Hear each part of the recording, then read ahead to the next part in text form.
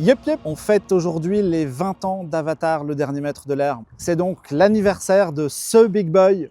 Si vous avez vécu dans un iceberg pendant une centaine d'années, Avatar, de quoi ça parle? Ça raconte l'histoire de 4 peuples qui maîtrisent les 4 éléments, le feu, la terre, l'air et l'eau, qui vivent sous le joug d'un dictateur, le Fire Lord Ozai. Quand l'Avatar, Aang, le héros de la série, se réveille de son hibernation, il découvre un monde complètement sous le joug d'un tyran. Et avec l'aide de ses jeunes amis, il va devoir les libérer tout en découvrant qu'il est l'avatar et que donc il doit maîtriser les 4 éléments puisque c'est le principe de chaque avatar. Dans chaque génération, il y a un élu ou une élue qui maîtrise les 4 éléments. Et dans la série suivante, La légende de Korra, qui sera développée quelques années plus tard, les 2 créateurs, Brian Konietzko et Michael Dante Di Martino, racontent l'histoire d'une jeune femme qui, elle, possède 3 éléments et doit apprendre le 4e, en pleine montée d'une dictature et en pleine montée du fascisme. Avatar et sa suite sont 2 rares séries qui visent à la fois les enfants et les adultes en y injectant des choses pour vraiment tout le monde.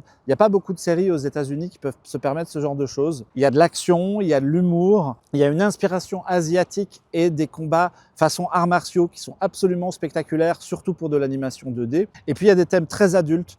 Il y a la montée du fascisme qu'on citait, il y a la guerre, il y a des génocides, il y a les PTSD de certains personnages, mais il y a aussi des valeurs très positives, se dépasser, le pouvoir de l'amitié. Et c'est aussi une des premières séries américaines à mettre en avant un personnage LGBT. Tout ça s'est passé il y a déjà 11 ans. Moi, ce que j'aime aussi dans ces 2 séries, c'est que l'une n'est pas la suite directe de l'autre. Évidemment, il y a des connexions, il y a des choses qui sont liées les unes aux autres, et ce sont des générations d'avatars.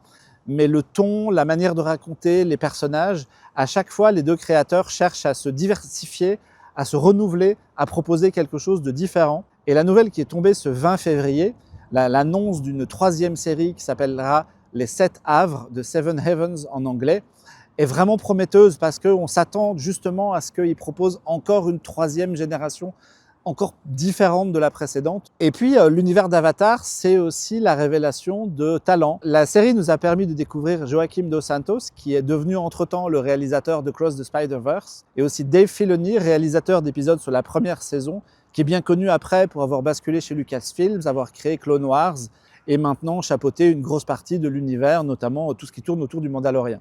On espère que cette vidéo vous a convaincu de regarder la série, et si vous êtes convaincu, les 2 séries sont disponibles sur Paramount+. Et encore une fois, joyeux anniversaire!